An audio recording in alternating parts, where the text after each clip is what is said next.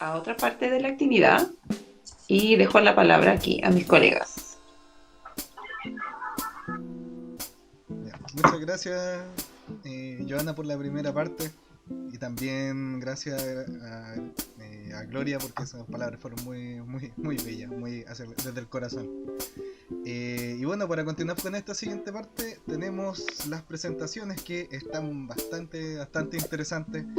Partimos desde temas que pueden ser desde el tema neurológico, muscular, hasta el rol del kinesiólogo presentado por Wilson. Pero para comenzar entonces vamos a estar con Marco Abarca. ¿Nos escucha? ¿Está entre nosotros? Colegio. Muy bien. Sí, acá estamos. Buenas tardes, colegas.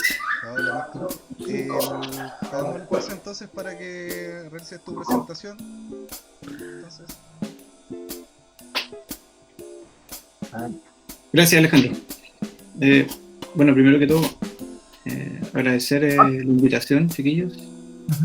Buenas tardes a todos. Mi nombre es Marco Abarca, soy kinesiólogo del Departamento de Kinesiología de la Universidad de Atacama.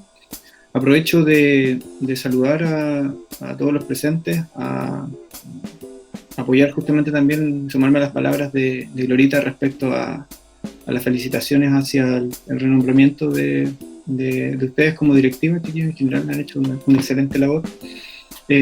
Felicitar también, dicho sea de paso, a Glorita por su reconocimiento, absolutamente merecido. Tenemos la suerte también de compartir experiencias con ella, así que definitivamente merecido y me sumo también a las palabras de felicitaciones.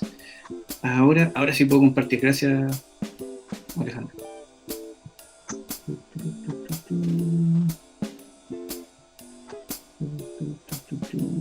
Ya, por favor, me confirman si se ve bien, si se escucha bien.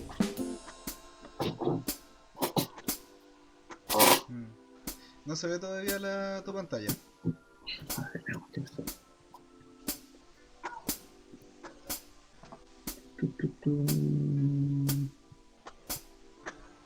También los colegas, después de que se haga la presentación, cualquier duda o consulta la pueden dejar o bien en el chat o bien la preguntas para poder pasársela a Marco. No, Sí. Alejandro, disculpa. Las preguntas se van a realizar al final de todas las presentaciones, ¿ya? Al final de ver una mesa para que se puedan responder las preguntas respectivas para recortar. Ya, genial. Creo que ahora sí. ¿Me confirman, por favor? Ahora sí se ve. Gracias, Alejandro.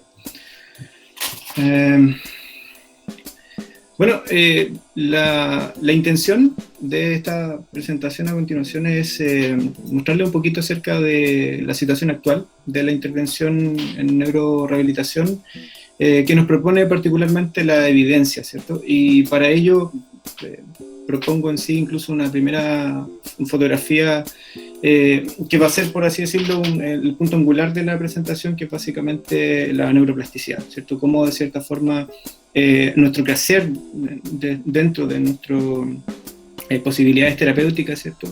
Y involucran derechamente, ¿cierto? Ya enfocado particularmente en la evidencia de la capacidad neuroplástica en sí del sistema nervioso central y periférico. Un breve repaso en sí en cuanto a contextualización, particularmente este enfoque en primario, ¿cierto?, que se da en base a los inicios del siglo XX, donde teníamos particularmente una neurorehabilitación dirigida a músculos individuales y al rol de músculos sinergistas, ¿cierto?, dentro de lo que se sabía hasta el momento.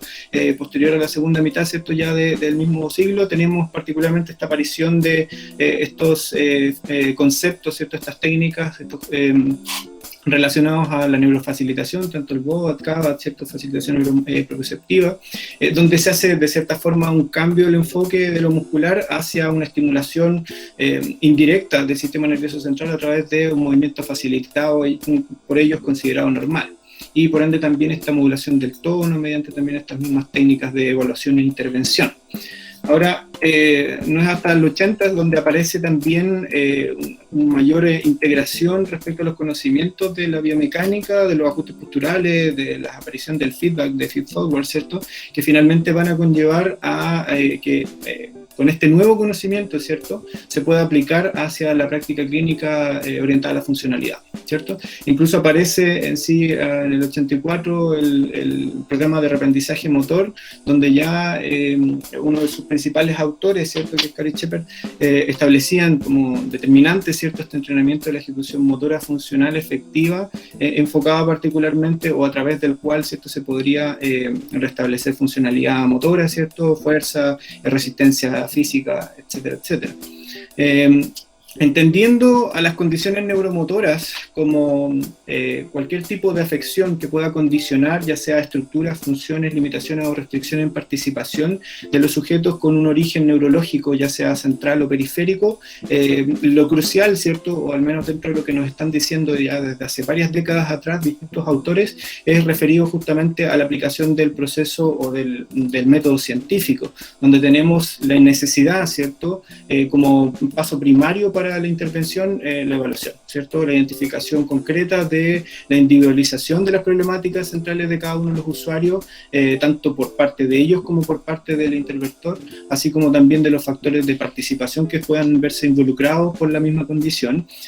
Obviamente la utilización del razonamiento clínico para la priorización en sí de estas problemáticas y la planificación de la intervención, la aplicación propia del tratamiento con el enfoque principal de reducción del movimiento y el autotratamiento, inclusive como factor activo, ¿cierto?, convirtiendo al usuario como factor activo dentro de su proceso de rehabilitación, y este proceso cíclico o la necesidad de este proceso cíclico de reevaluaciones constantes para obviamente saber si mi intervención está generando algún efecto o si derechamente necesito generar una modificación en sí de esta intervención. Ahora, ¿cuándo se da finalmente este, por así decirlo, como cambio paradigmático en cuanto a el enfoque terapéutico?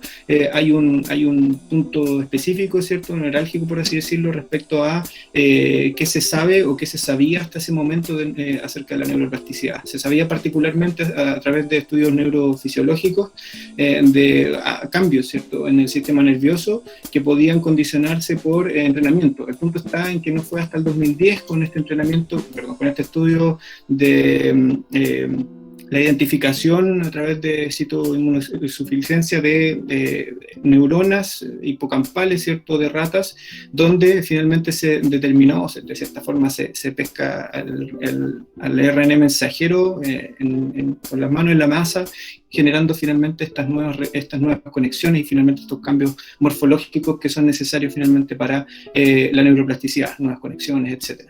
Ahora, esto conlleva a que no solamente tengamos un cambio en cuanto al enfoque, ¿cierto?, de lo que se sabía hasta ese momento y lo que se utilizaba, ¿cierto?, en ese momento, que era el no uso aprendido, la adaptación negativa, ¿cierto?, del tejido blando, producto justamente de la poca activación y de la espasticidad propiamente tal también, lo que conllevaba finalmente una pérdida de potencia muscular y pérdida de las destrezas en sí. Ahora el punto está en que a raíz justamente de este tipo de cambios en cuanto a la conceptualización del sistema nervioso central y periférico como algo más bien completamente laxo, ¿cierto?, es que aparecen esta nueva camada de estudios que van a intentar, por así decirlo, utilizar, ¿cierto?, este sustrato biológico que era la neuroplasticidad en el contexto de la neurorehabilitación. Y aparecen estos tres factores que son fundamentales hasta el momento, ¿cierto?, incluso desde ese momento hasta ahora, de la restauración, el reciclaje y el reentrenamiento, no solamente de estructuras, de funciones, sino que incluso también de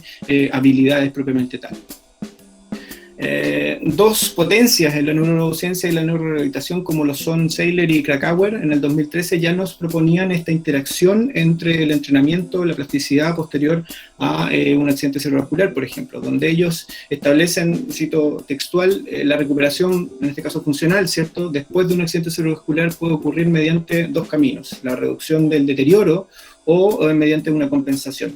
Y para ello entonces ellos establecen incluso un periodo sensible, o lo que ellos establecen como ventana terapéutica, que es particularmente dentro de los primeros 3 meses posterior al accidente cerebrovascular. Además, esta reorganización que ellos proponen como neuroplástica, ¿cierto? Una reorganización espontánea, esperable en todo sujeto, y que va a condicionar también una mayor capacidad de respuesta en entornos enriquecidos y al entrenamiento en sí. Sin quedarse ahí, ellos proponen la recuperación biológica como esta recuperación espontánea, bastante generalizada, ¿cierto? Que por ende entonces no se ajusta al aprendizaje de un entrenamiento específico. Dicho en otras palabras, si ellos establecen que si usted quiere restablecer, ¿cierto? O recuperar funciones o tareas específicas, necesita aprendizaje motor específico y por ende entonces práctica de esa tarea específica. La efectividad del tratamiento es inversamente proporcional al tiempo posterior a la lesión, ¿cierto? Donde obviamente posterior a estos 3 meses, que es este periodo sensible, obviamente es cada vez menor mi efectividad terapéutica. El tiempo posterior al periodo sensible es principalmente compensación, y aquí entonces donde aparecen todos estos movimientos disonantes, ¿cierto? Muy poco efectivos, que dentro en sí de lo poco óptimo en sí que puedan considerarse, lamentablemente para muchos de nuestros usuarios, ¿cierto? Lamentablemente, insisto, es el camino que les queda. También existiría compensación en el periodo sensible, y aquí entonces donde más que una batalla campal entre todos estos dos gatitos, ¿cierto? Termina siendo más bien un abrazo fraterno, ¿cierto? Entre recuperación funcional y real, ¿cierto? Y la compensación propiamente tal. Neuroplasticidad posterior al periodo sensible es bastante similar a un periodo sin lesión, o sea, en el fondo siempre tenemos neuroplasticidad. El problema está en que dentro de estos primeros 3 meses se da todos estos procesos neurotróficos que desencadenan un potencial mayor, ¿cierto? Para una recuperación, es así de simple. Y este úsalo o piérdelo, o también llamado como no uso aprendido, es también esta neuroplasticidad negativa, y ellos lo determinan como tal. O sea, en el fondo la neuroplasticidad no solamente puede ser positiva para improntas en la funcionalidad, sino que también en la pérdida, y una neuroplasticidad negativa de la funcionalidad. Dicho esto, entonces, propongo establecer tres preguntas centrales, que son el cuándo intervengo, cuánto intervengo y cómo intervengo. El punto está en que existe mucha evidencia, mucha evidencia. La gracia en particular es que tanto las revisiones sistemáticas como los metaanálisis nos permiten hacer un cuadro más resumido en sí de la cantidad abundante de artículos que existen hoy en día en cuanto a neurorehabilitación y a los distintos instancias o poblaciones, ¿cierto? Estudiadas, incluso estamos hablando de niños, ¿cierto? De jóvenes, de adultos, con distintos tipos de condiciones, de afecciones centrales o periféricas, que van a condicionar finalmente improntas en la mejora. Estamos hablando, insisto, de distintas poblaciones, de distintas herramientas terapéuticas aplicadas en distintos momentos incluso. Ahora, si hay algo transversal a toda esta evidencia, ¿cierto? Que tempranamente revisé, es básicamente que la intervención debiese ser temprana. Es algo que, insisto, coincide en la gran mayoría de los artículos de las revisiones que busqué. Segundo, para características multifactoriales de estos tipos de condiciones se necesita una respuesta multidisciplinaria por parte de los equipos de rehabilitación. Tercero, las herramientas debiesen ser múltiples en cuanto a aplicaciones terapéuticas y debiese ser siempre orientada a la participación, o a lo menos a las limitaciones en las actividades de la vida diaria. Ahora, ¿cuándo? ¿Cuándo iniciar la neurorehabilitación posterior a una lesión cerebral adquirida particularmente? ¿Cuándo estamos hablando de intervención temprana? Y aquí entonces es cuando encontramos, por así decirlo, estos dos factores que debemos poner en la balanza. Uno, la optimización de la restauración, o sea, en el fondo la optimización de la neuroplasticidad, que se da particularmente en un periodo de tiempo, versus la consideración específica de la inestabilidad del cuadro. Ojo entonces con la rehabilitación menor a 24 horas. Y ojo, sí, estamos hablando de 24 horas como esta denominada intervención muy temprana, ¿cierto? Que países nórdicos, Estados Unidos, incluso Canadá, están aplicando, ¿cierto? En sus usuarios. Estamos hablando de las primeras 24 horas ingresado el usuario, ya se está haciendo intervención por parte de neurorehabilitación. Sin embargo, tener especial atención es el llamado de ellos a las posiciones verticales en traumatismo encefalocraniano, accidentes cerebrovasculares hemorrágicos politraumatizados que obviamente condicionen finalmente su hemoestabilidad. En el caso de, bueno, de ciertas recomendaciones que ellos hacen también es menores tiempos, ¿cierto? Pero más dosificación en cuanto a días, en el fondo dependiendo de la tolerancia de cada uno de los usuarios. El cuánto lo diferencian dependiendo de los distintos autores, insisto, en, por ejemplo, cantidad de horas distribuidas en una semana. Ellos establecen particularmente 10 horas en una semana en un estudio relacionado a distintos grados de secuelados de traumatismo encefalocraniano, donde particularmente se hablaba de que se alcanzó una mejor duración, ¿cierto?, una menor duración de los estadios en coma e incluso también de los días de estadía hospitalario. Pero también hablaban de otros tipos de estimulación más allá de la típica MTB, ¿cierto?, de esta movilización básica motora, sino que también incluso de estimulación sensorial, particularmente en este tipo de usuarios, ¿cierto? Estimulación sensorial temprana. Ellos incluso establecieron un protocolo de 80 minutos por día, durante 7 días, durante una semana. O sea, estamos hablando de mucho volumen terapéutico, que condiciona finalmente un nivel más alto de conciencia en el momento del alta, y por ende también un menor deterioro en dominios tanto generales como condiciones físicas, motoras, sensoriales, como también de carácter perceptual y cognitivo, o sea, en el fondo esfera mental superior. Y por último también se tratan ciertas temáticas relacionadas con la sumación, ¿cierto?, de técnicas, de una técnica convencional, una intervención convencional de terapia, ¿cierto?, más un entrenamiento específico de la tarea intensiva. O sea, en el fondo estamos hablando de 100 repeticiones, por ejemplo, de sit-to-stand, de pararse, sentarse, más 60 repeticiones de subir y bajar escalones por día, ¿cierto?, entregados durante 5 días, durante una semana, muestran de cierta forma efectos significativos en cuanto a las mejoras de esta tarea específicamente, o de estas tareas específicas.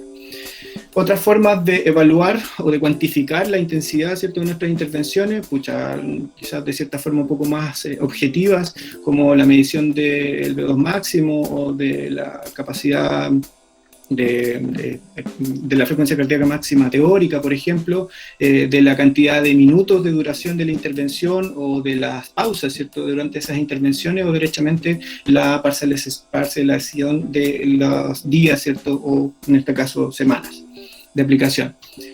Como ya mencionaba, hay distintos niveles de evidencia, y para ello intenté, por así decirlo, resumir un poquito en cuanto a este enfoque funcional. De repente uno se pierde un poquito de cómo interactuar, ¿cierto?, o cómo intervenir, a nuestros usuarios, cuando en realidad es bastante simple. O sea, si tiene problemas para el sedente, practicar el sedente, por ejemplo, a través de alcances que vayan más allá, ¿cierto?, de los límites de estabilidad, en este caso más allá del brazo, para justamente estimular en sí estos ajustes posturales. En caso del entrenamiento en sedente, por ejemplo, en superficies inestables, tiene muy buena evidencia respecto a ello.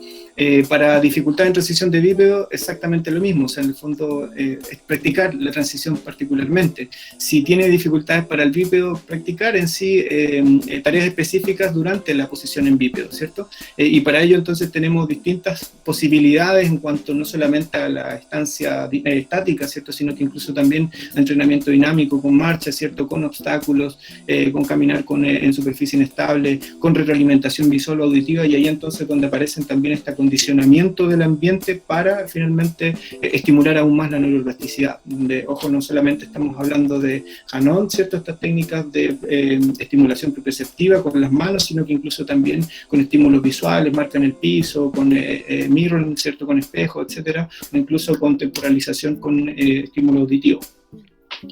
En cuanto a la dificultad para caminar, lo mismo, seguimos sobre la misma, ¿cierto? Distintos enfoques ahora bien, sí, con respecto a cómo de cierta forma podemos sobreestimular en sí, o cómo podemos apoyarnos aún más, ¿cierto?, en cuanto a tareas funcionales relacionadas a caminar. Distintas herramientas, como por ejemplo la realidad virtual, ya sea para accidentes cerebrovasculares, para pacientes con enfermedad de Parkinson, con niños secuelados de PC, con distintos tipos de marchas, asistencia robótica para la marcha también, estimulación eléctrica funcional principalmente, e incluso también el uso de órtesis. Ahora, en cuanto a la evidencia moderada débil, quise particularmente rescatar esta, que es una recomendación que hace la guía australiana de atención de usuarios de accidente cerebrovascular, donde establecen particularmente un mínimo de 3 horas al día de terapia programada. chiquillas, 3 horas al día, donde se debiese ojalá asegurar ya sea terapia ocupacional o terapia con fisioterapia, ¿cierto? Kinesiología, asegurando al menos 2 horas de práctica de tareas activas. Y aquí resalto particularmente esto porque es justamente uno de los llamados a realizar en cuanto a las características propias, como por así decirlo, sociales de nuestro entorno. Y la capacidad cardiorrespiratoria ha sido, por así decirlo, un talón de Aquiles constante, o es un talón de Aquiles constante en las condiciones neuromotoras, y particularmente entonces el cómo podemos abordarlo, ¿cierto? Desde la práctica clínica es fundamental. Para eso entonces reducción, por ejemplo, de presión arterial clínicamente significativas a través justamente de aplicación de intervenciones cardiovasculares, ¿cierto? Particularmente aeróbicas, la utilización, ¿cierto?, la aplicación de programas con actividad física adaptada, no solamente va a condicionar una mejor calidad de vida de los supervivientes, sino que subrayo y también resalto, mejor dicho, la mantención de la autonomía funcional, la reducción de los riesgos de nuevos accidentes cerebrovasculares y favorecer finalmente la sociabilización, si es que esta obviamente se realiza en forma grupal. Y obviamente también en los casos particulares de intervenciones de ejercicio de alta intensidad para condición cardiorrespiratoria, es definitivamente un pilar que no solamente ya se aseguró como, por así decirlo, una intervención segura, sino que obviamente también como una posibilidad en sí en cuanto a la rehabilitación cardiopulmonar. Para ir finalizando, el enfoque de la rehabilitación debiese estar solayado hacia el aprendizaje, tener especial consideración en el estado cognitivo de los usuarios. Obviamente va a depender de la edad, va a depender de la condición en sí, del grado de discapacidad. El aprendizaje de habilidades en rehabilitación es fundamental, o la readquisición de nuevas habilidades, la utilización de entornos enriquecidos, como lo he mencionado anteriormente, van a condicionar finalmente mayor neuroplasticidad. Tener siempre presente también estas etapas del aprendizaje, el aprendizaje implícito, explícito que puede darse, ¿cierto?, dentro del aprendizaje motor.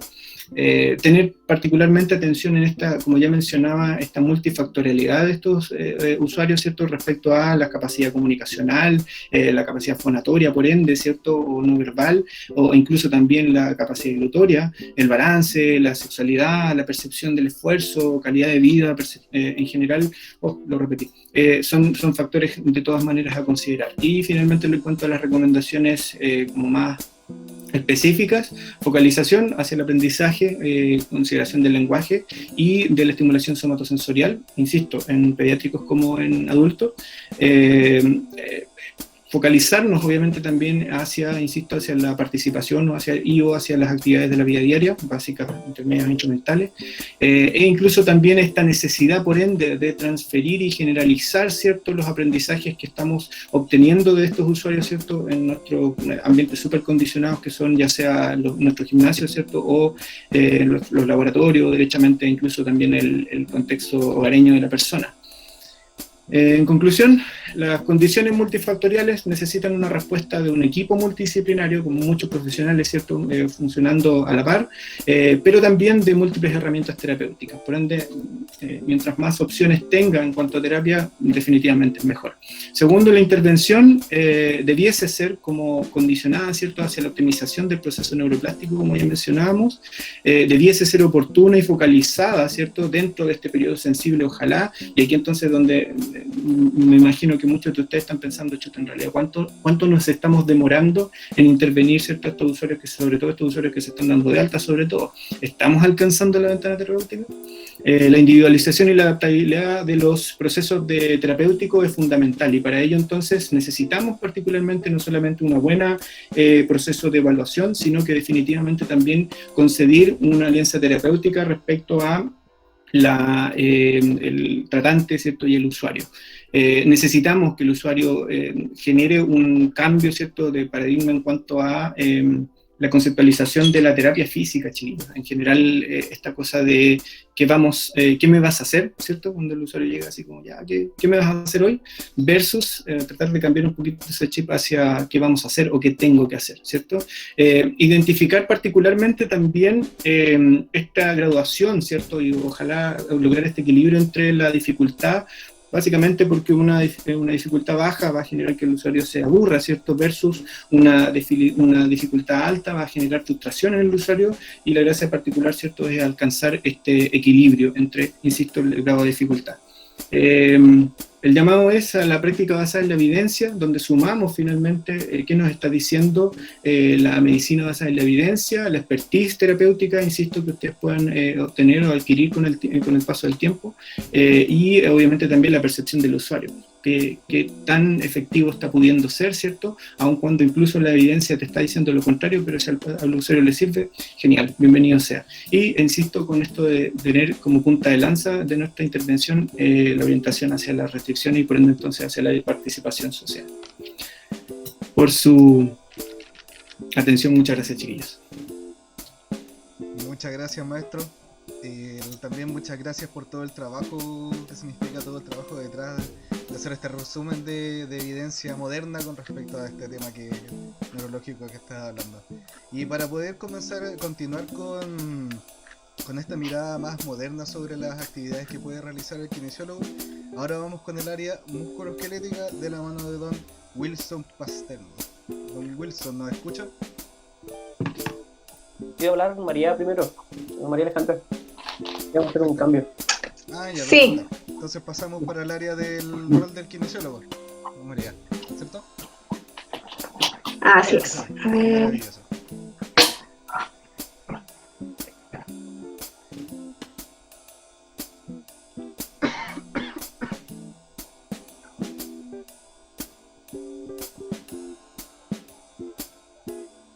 Ustedes me avisan si se logra ver la presentación.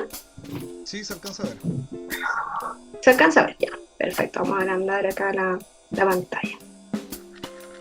Bueno, primero que todo, agradecer la invitación del colegio para participar en esta actividad. También felicitar a la colega por sus 25 años de ejercicio. ¡Wow! Me admiro, espero algún momento llegar a esa cantidad de años. Y bien, no la conozco, digamos, de cerca, pero sé que es una muy buena profesional, tengo muy buenas referencias de ella. En cuanto a lo que vamos a ver ahora, es una presentación totalmente distinta a lo que veníamos viendo del colega anterior, con un trabajo excepcional ahí en neuro.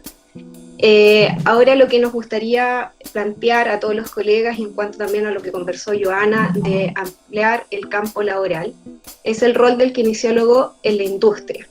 Ya yo me he especializado durante estos últimos años en ergonomía, estoy haciendo un diplomado de higiene industrial, también me estoy especializando en medicina del sueño, específicamente en el control de fatiga y somnolencia. Entonces, un poco comentarles el trabajo que yo desarrollo en esta área e invitarlos también a los colegas nuevos que puedan a lo mejor interesarse en esta área. Es un área donde los clínicos tenemos muy poca presencia e idealmente pudiésemos ir ganando terreno. En cuanto a los riesgos que nosotros encontramos en las actividades laborales, tenemos riesgos físicos, como pueden ser el ruido, la radiación ultravioleta, la vibración, pero también tenemos riesgos musculoesqueléticos, y en este sentido el gobierno tiene dos protocolos que están en el momento, o sea, están vigentes hoy en día. Uno de ellos es el protocolo TEMER, que es de trastornos musculoesqueléticos de extremidad superior. Este es un protocolo que fue lanzado, digamos, o comenzó a regir en el año 2015. Este evalúa los trastornos musculoesqueléticos de extremidad superior, en donde específicamente se evalúan los movimientos repetitivos, las posturas forzadas y también la fuerza, en conjunto con otros riesgos como la exposición a calor o frío, la exposición a vibración, y también evalúa otros riesgos como los riesgos psicosociales que tienen relación con la organización de las tareas, por ejemplo, los sistemas de turno, el apoyo de los trabajadores, o sea, de otros compañeros, el apoyo que brindan los colegas y las jefaturas. ¿Ya? Evalúa también otras dimensiones. Esto porque al momento de yo planificar una actividad laboral, tengo que tener en cuenta que los riesgos para desarrollar una lesión musculoesquelética no solamente se centra en el esfuerzo físico que realiza el trabajador, sino que son lesiones consideradas como multifactoriales, en donde, por ejemplo, en una tarea que se podría realizar entre 3 o 4 trabajadores y yo, sin embargo, solamente destino 2, obviamente va a haber una sobrecarga de esos trabajadores y un alto riesgo de lesión. Por otra parte, a contar de marzo del año 2018, entró en vigencia la Guía Técnica para la Evaluación y Control de los Riesgos por Manipulación Manual de Carga o también de pacientes. La verdad que no voy a ahondar mucho en cómo se aplican en ninguno de estos dos protocolos porque creo que no es el caso. Si alguno de ustedes tiene alguna duda o ha implementado y quiere compartir alguna experiencia, ideal, pero yo a grandes rasgos les voy a explicar más o menos de cómo se implementa. Vale, disculpa que me interrumpa. ¿Puedes presionar donde dice ocultar para que se vea la pantalla completa? ¿Eso dónde es? Ocultar. Ahí donde... Eso, ahí. Perfecto. Gracias. No manejo mucho método. Ya. Gracias, Joana. En grandes rasgos, cuando nosotros tenemos una tarea que, o sea, primero inicialmente la empresa tiene que evaluar si dentro de sus actividades, dentro de sus tareas, ellos realizan alguna manipulación de cargas o de herramientas que sean sobre los 3 kilos. ¿Ya? Si realizan cualquier actividad sea sobre 3 kilos, tienen que implementar el protocolo. ¿Ya? Todas las empresas que tienen más de 50 trabajadores tienen que implementar el protocolo de manejo manual de carga. Ya, primero identificamos si tenemos tareas con manipulación de carga, aplicamos una evaluación inicial que viene ya estipulada dentro de la misma guía técnica, es un checklist en donde yo identifico ciertos factores, si están o no están presentes, y con eso voy a determinar si la condición en la que se realiza la manipulación de la carga es aceptable o no. Si es aceptable, ya esa tarea se tiene que gestionar, ¿no es cierto?, para mantener una condición en ese nivel y se reevalúa la tarea dentro de 4 años más.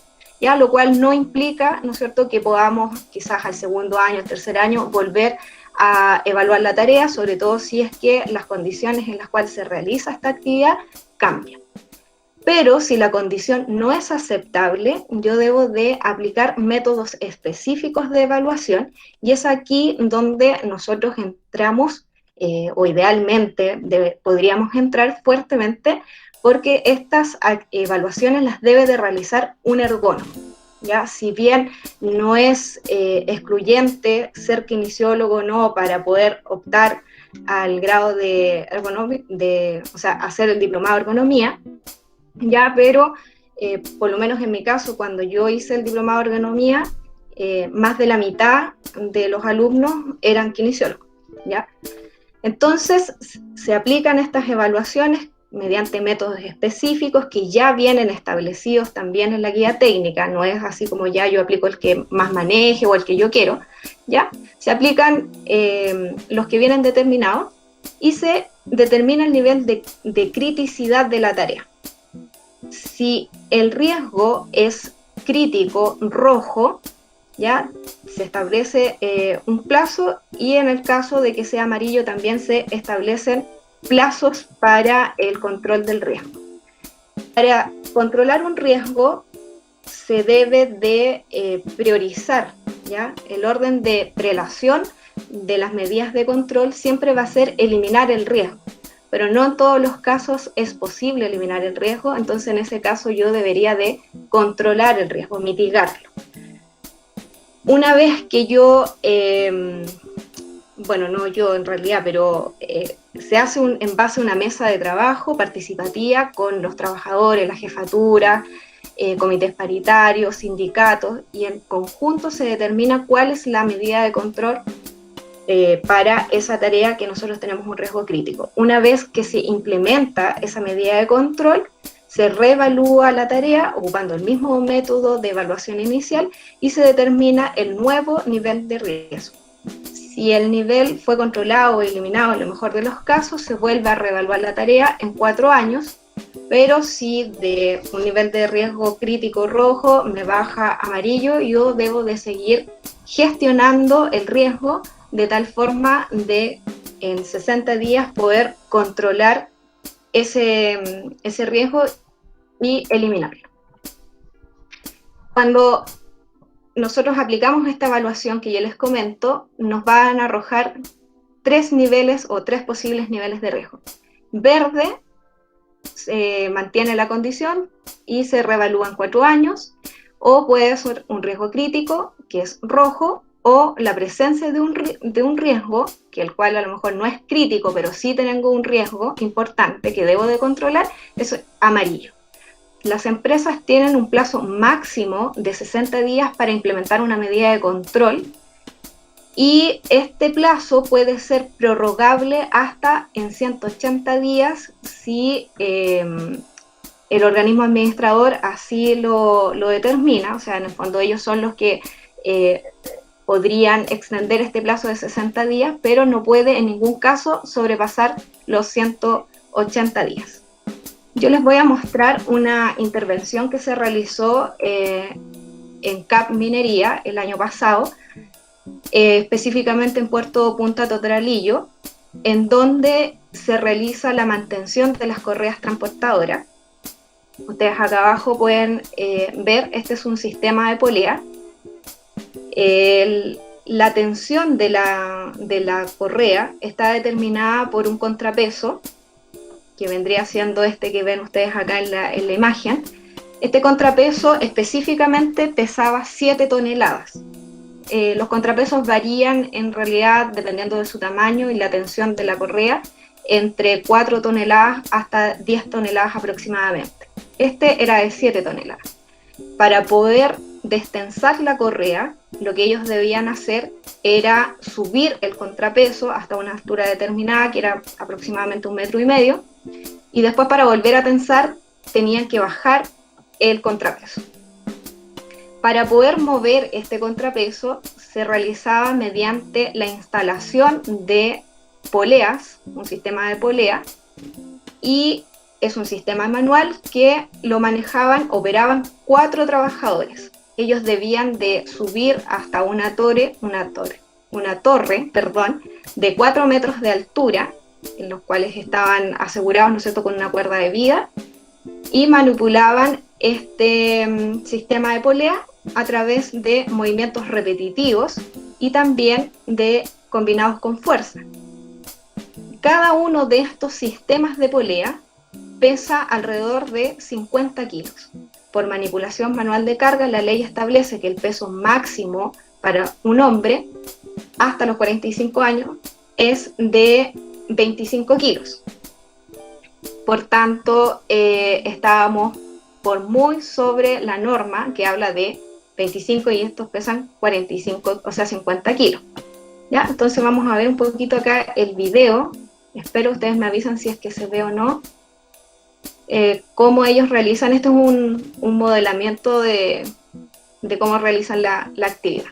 ¿Ya? Entonces ahí tenemos la combinación de los movimientos repetitivos de los brazos y la fuerza.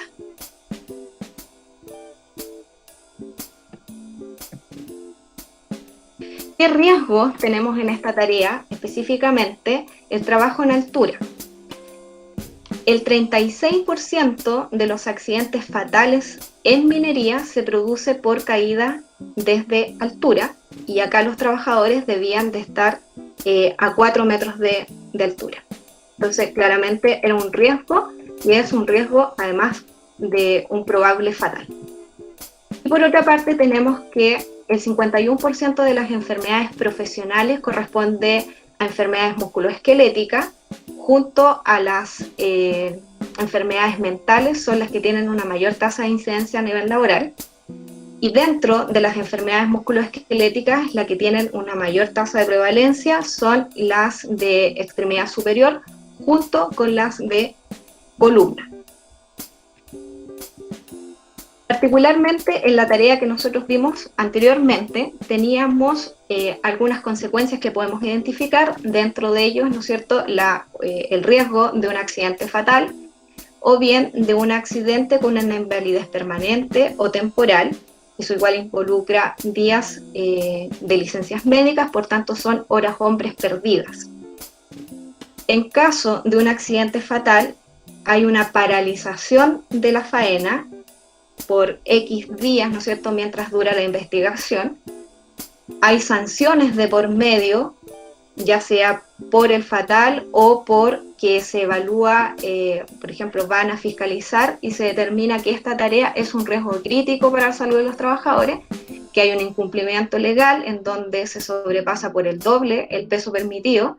Por tanto, eso podría significar un sumario sanitario o también multas, e incluso cierre parcial, ¿no es cierto?, de la operación.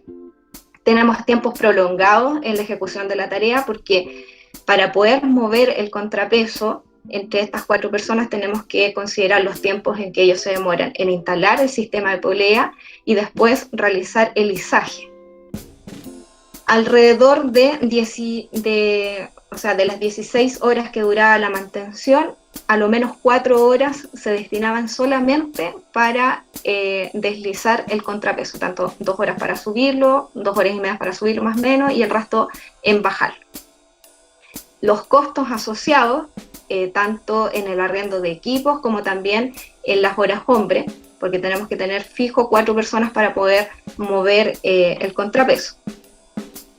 Eran en esta unidad, o las personas expuestas en ese momento cuando se realizó la evaluación, 20 personas del área, que dependiendo del turno en que se encontraban y el momento que se realizaba la mantención, se podían ver expuestos a estos riesgos. Mantenciones, la verdad, de las correas no es una tarea que se realice habitualmente, pero por lo menos 1 o 2 veces al año sí se realiza una mantención. También va dependiendo del desgaste de los materiales y la frecuencia con cual se puede realizar esta actividad.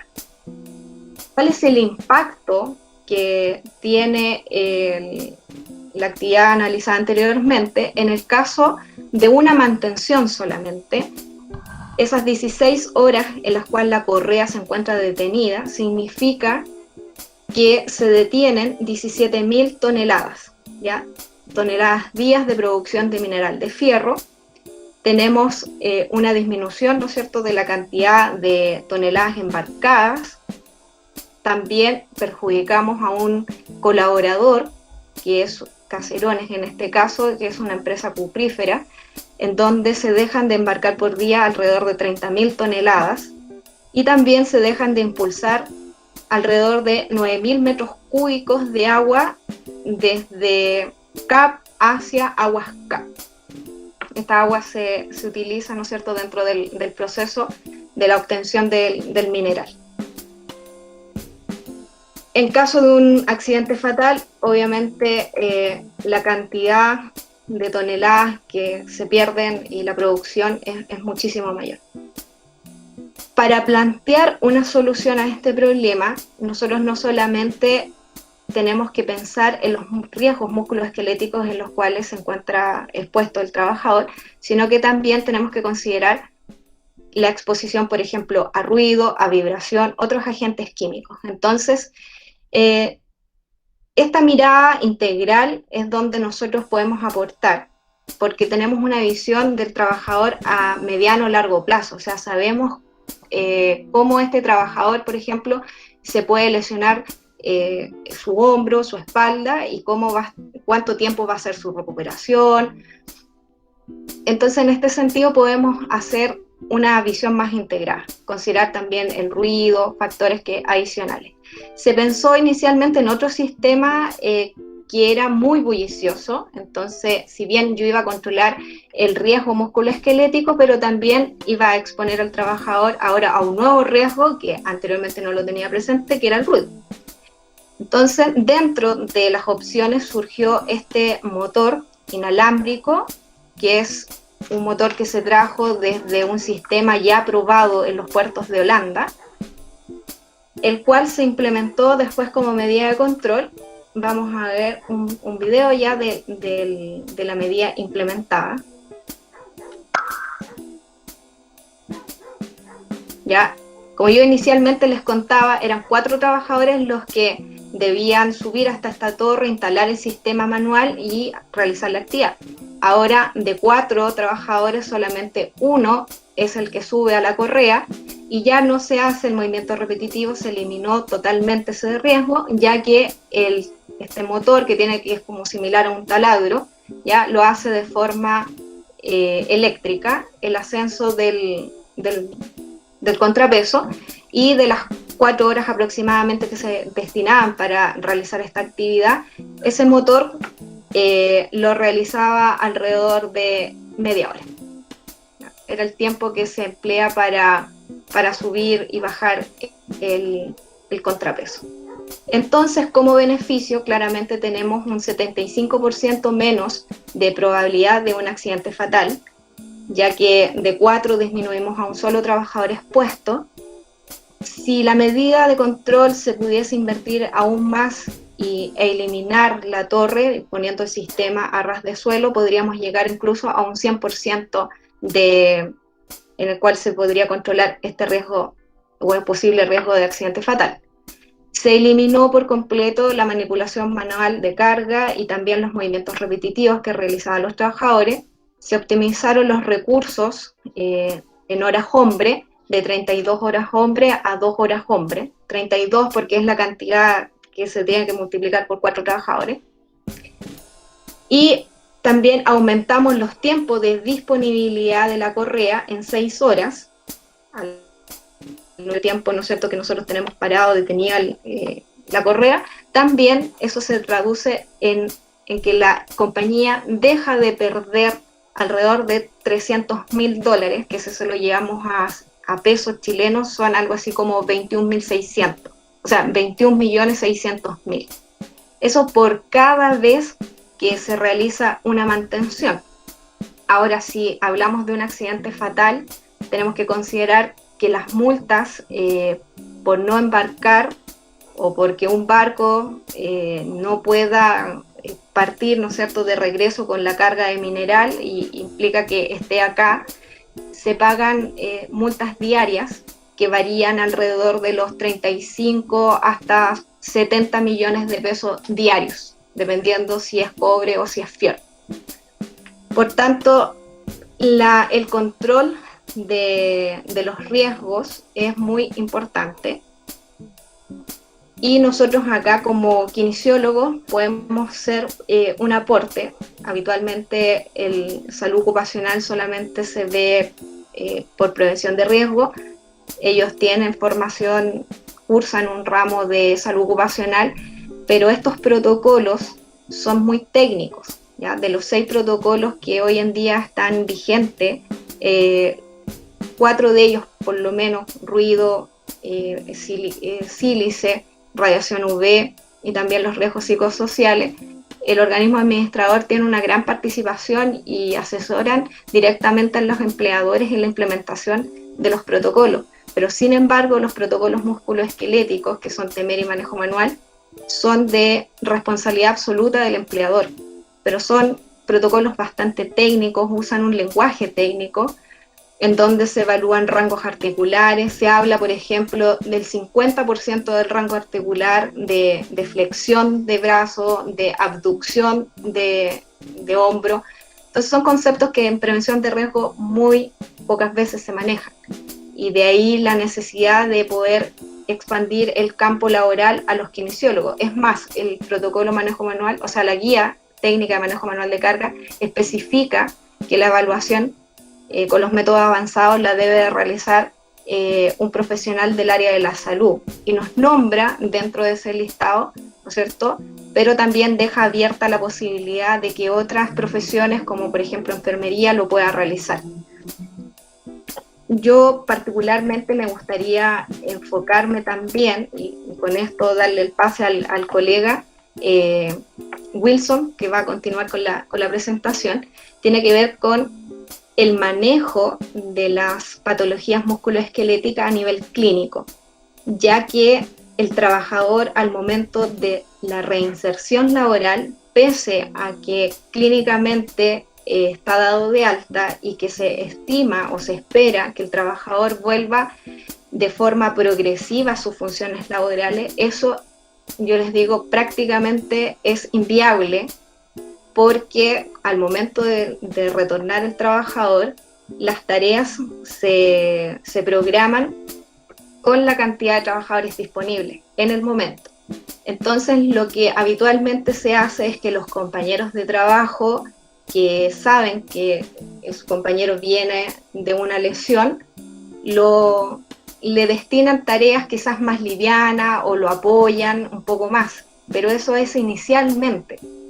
Tenemos que considerar que mientras él estuvo fuera de sus funciones laborales, el resto de los trabajadores que quedó desarrollando las tareas habituales de mantención, por ejemplo, como en este caso, también tienen que asumir el rol del compañero que está con licencia. Entonces ya hay una fatiga acumulada en el equipo de trabajo. Entonces esta integración parcial es solamente por unos días, una semana más o menos, pero ya después de eso el trabajador tiene que empezar a hacer sus actividades habituales.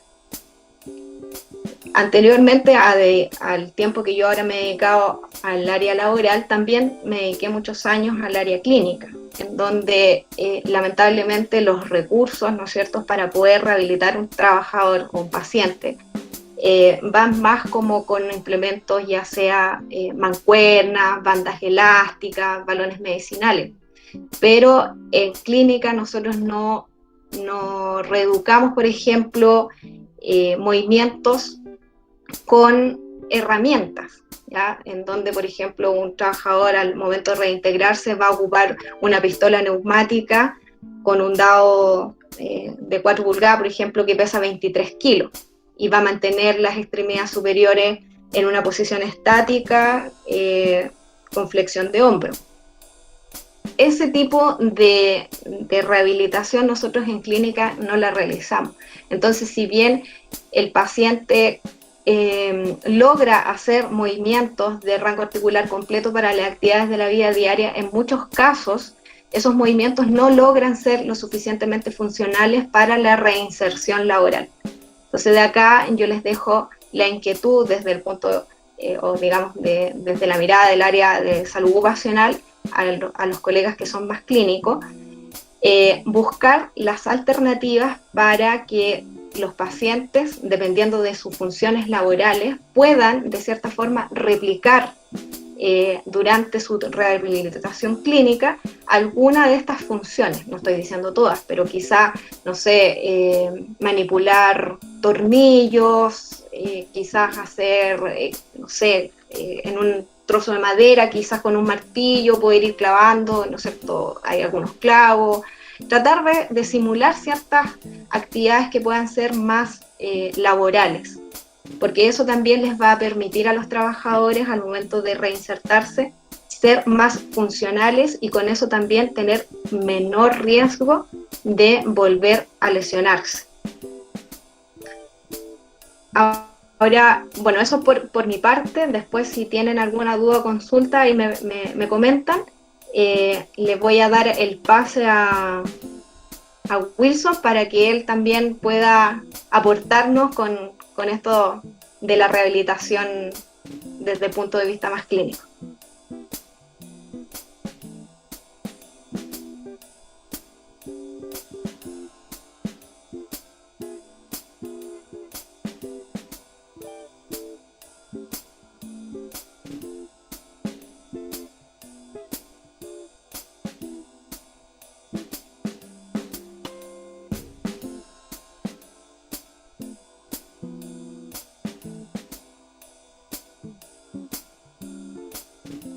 Entonces, muchísimas gracias. Gracias también por mostrarnos cuál puede ser el impacto que puede tener el kinesiólogo dentro de todo este tema de lesiones por fuerza y repetición y las nuevas actividades que se pueden realizar. Y bueno, quedó el pase más que listo para Don Wilson para continuar con su presentación. Muchas gracias. Muy Alejandra, gracias Alejandro. Bueno, muy buenas noches a todos, a todas, a todos los presentes. No sé si puedo compartir. Sí, sí. Bueno, la presentación de hoy día, ¿no es cierto?, es dar una pincelada realmente de lo que es el trabajo musculoesquelético que se está trabajando hoy en día, ¿ya? Si me pueden confirmar, se ve la diapo. Colega, no se le ve la presentación. Ahora sí. Ahí sí, ¿no es cierto?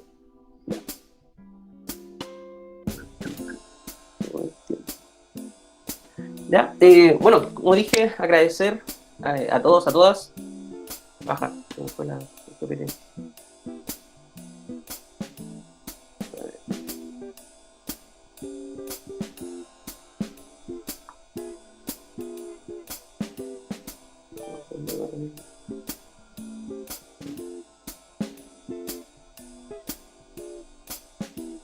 Ahora sí.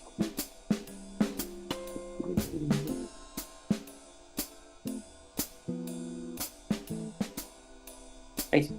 ¿Ya? Bueno, dar un poquito un abordaje, una mirada actual, que si bien esta mirada, lo más seguro que muchas personas lo realizan o lo han realizado, ya solamente que ahora tiene nombre. Ya como uno de los términos que dijo Marco, lo que tiene que ver con la alianza terapéutica y varios factores que vamos a ver, hoy en día podemos decirle que tiene nombre de muchas cosas que sí hacemos bien, ¿ya? Y principalmente hay otras cosas que hay que darle otras prioridades hoy en día, ¿ya? Principalmente, bueno, soy académico de la Universidad de Atacama, ¿no es cierto? También agradezco al Colegio Iquine por la invitación y esperemos también que no sea la única, sino que hay muchos temas que también podríamos conversar y realmente lo que voy a hablar es un resumen de muchas cosas que podemos estar hablando en el manejo musculoesquelético, ¿ya? Por tanto, primero comenzar con esto. Hay un cambio de paradigma ya en la atención musculoesquelética y yo podría decir que en toda la atención, ¿no es cierto?, del usuario, de la persona. Por una parte debemos pensar que nosotros nos formamos y nos hemos ido formando en mejorar las habilidades y conocimientos técnicos, o sea, mejorar, hacer cursos, por ejemplo, de neurodinámica, hacer técnicas, aprender técnicas manuales, agregar técnicas, ¿no es cierto?, de a lo mejor de masoterapia, agregar, no sé, cursos de fisioterapia, y generalmente nos hemos centrado en eso, y principalmente la kinesiología siempre se basó en eso. ¿Ya? Pero hoy en día este cambio de paradigma está más centrado frente a lo que es la atención centrada en la persona, ¿ya? Y de hecho es, entre comillas, no es que van a competir, sino que van a ser un complemento. Y sí, obviamente, le va a dar más importancia a una que otra, ¿no es cierto?, de estas actividades, ¿ya?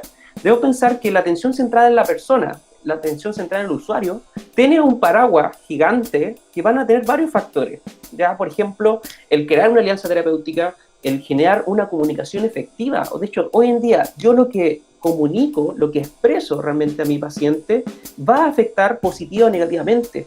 ¿Qué pasa con la educación? ¿Cómo yo puedo educar correctamente a mi paciente? ¿Cómo yo lo educo también, por ejemplo, en el dolor? Ya como también hay lo que se habla de la educación en neurociencia del dolor.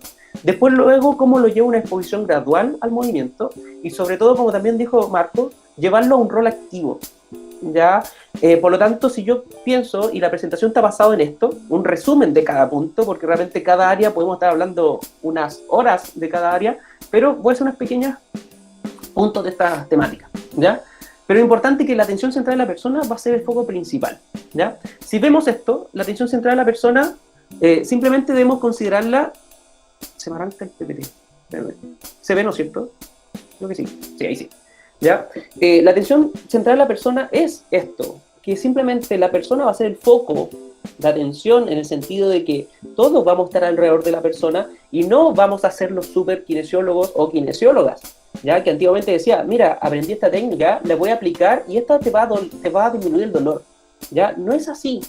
La atención central de la persona vamos a estar hablando, vamos a estar escuchando realmente a la persona y decir, oye, ¿cuáles son tus problemas? ¿Cómo yo te puedo ayudar?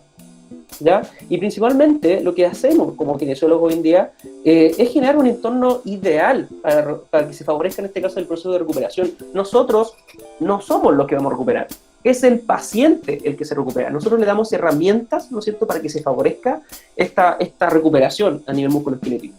Principalmente, una de las bases, ¿no es cierto?, de la atención central de la persona va a ser la comunicación efectiva. Realmente, cómo yo me comunico con él, ¿ya? Cómo esta persona puede responder también frente a lo que yo le digo.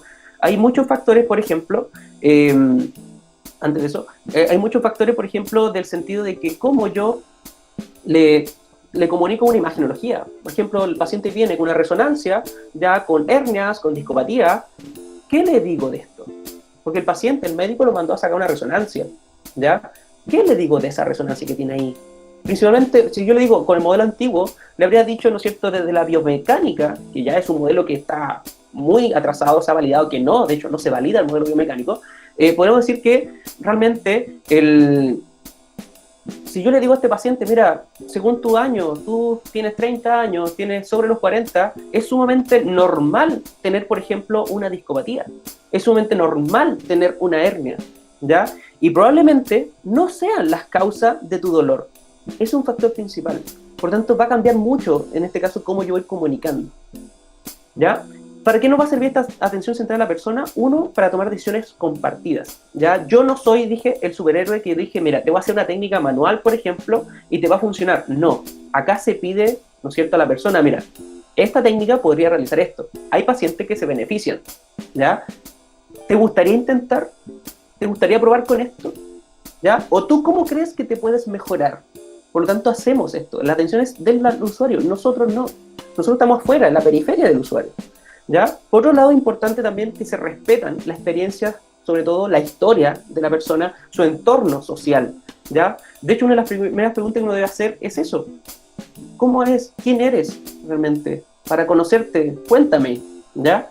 Otro factor también importante va a ser un trato respetuoso, sensible, sobre todo con las preferencias también que él tiene. O sea, debemos entender a nuestro paciente, debemos comprenderlo, debemos saber realmente de dónde viene, cuál es su historia. Por tanto, van a cambiar varios factores. No todos los pacientes van a ser iguales. De hecho, ningún paciente es igual a otro. Y eso también explica el por qué una técnica a veces sí me funciona y otras veces no me funciona, ¿ya? Como lo que hablaba Marco, lo que es un factor muy importante y está relacionado a este factor, ¿no es cierto?, de atención central a la persona, es la alianza terapéutica. Y la alianza terapéutica simplemente es esta interacción con el terapeuta y el usuario, ¿ya? Y de hecho es ese clic, todos lo hemos visto que en la clínica tenemos cuando usted se pum, y se clic con el paciente. No, el paciente al otro día llegó súper feliz porque yo le expliqué, yo lo traté, posiblemente en la primera sesión ya disminuí un poco el dolor, modulé el dolor realmente, ¿ya? Por lo tanto, hay ese clic. Y de hecho la interacción, la alianza terapéutica se forma en la primera consulta. Si usted, un paciente, viene y lo cita a las 9 y usted está llegando a las 9:10, ¿no es cierto?, esa alianza terapéutica muchas veces ya se perdió. Simplemente si usted no viene arreglado, ¿no es cierto?, usted no viene, ¿no es cierto?, o está con cara frustrada, o está enojado, está cansado, y lo atiende mal, eso ya está generando un quiebre realmente en esto, lo que es la alianza terapéutica. Y de hecho debemos fomentar esta alianza terapéutica. Por tanto, uno de estos factores va a ser importante, que va a ser el contexto. ¿Qué contexto se va a estar presentando el paciente? ¿Cuáles son mis factores interpersonales propios, como clínico, como también cuáles son los factores de la persona? ¿Cómo es la personalidad de la persona? ¿Cómo yo puedo llegar a esa persona? ¿Ya? Y otro factor importante que va a crear esta alianza terapéutica va a ser la parte organizacional. Por ejemplo, ¿cómo es mi sala de espera en mi atención? ¿Qué pasa? ¿Cuántas horas se demoran en darle hora, por ejemplo? ¿Ya? ¿Qué puede hacer a lo mejor antes el paciente antes de ingresar conmigo? ¿Ya? Por lo tanto, hay muchas cosas que se pueden ir mejorando y fomentando esta alianza terapéutica. Por lo tanto, de hecho, hay muchos artículos, acá puse algunos, pero generalmente una alianza terapéutica positiva ya se correlaciona consistentemente ya con mejoras en lo que tiene que ver con el factor dolor, con la discapacidad, con la satisfacción usuaria, con la mejora realmente del tratamiento en la rehabilitación física y sobre todo en cambios en el dolor persistente.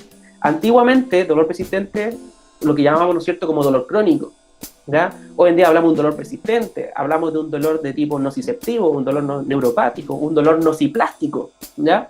Y este nociplástico está relacionado al dolor persistente. Por lo tanto, si yo fomento una alianza terapéutica positiva, yo tengo más beneficio aún de mejorar en la práctica clínica, ¿ya? Por ejemplo, se ha comprobado simplemente con placebo.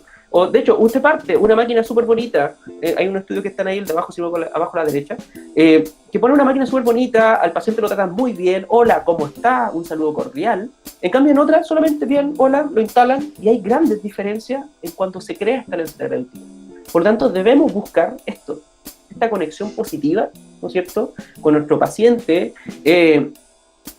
o usuario, realmente. ¿Cómo se mejora realmente con una comunicación efectiva? Ser más empático, ¿no es cierto?, el respeto mutuo. ¿Y qué hace esto? Mejora la adherencia. Eso es sumamente importante, porque uno dice, chuta, ¿por qué ya estos pacientes ya no vienen a terapia? Es simplemente porque yo no genero esta alianza terapéutica. Porque el paciente a lo mejor no mejora. Porque el paciente a lo mejor viene enojado. El paciente cuando llega a su centro, a su clínica, no sé, no puede llegar a un lugar a estar más mal. ¿Ya? El lugar debe ser algo feliz realmente. Debe haber imágenes, ¿no es cierto?, que te motiven a salir. ¿Ya? Porque la persona que está con un dolor musculoesquelético, sobre todo un dolor persistente, un dolor crónico, ¿ya?, es una persona que está agobiada realmente. ¿Ya? Que no quiere desesperarse, quiere sacar su dolor. Por lo tanto, no puede ir a hacer una terapia, por ejemplo, que le cause más dolor o generar algo que no le gusta.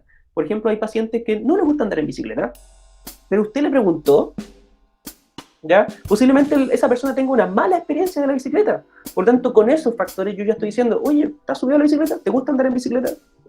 Sí, bueno, vamos arriba de la bicicleta. ¿Ya? ¿Qué deporte te gusta? No sé, me gusta jugar fútbol. Bueno, llevémoslo ya. Algo parecido que hablaba, ¿no es cierto?, María Alejandra. O sea, si tengo un trabajador, yo nunca le voy a dar, por ejemplo, un elástico amarillo.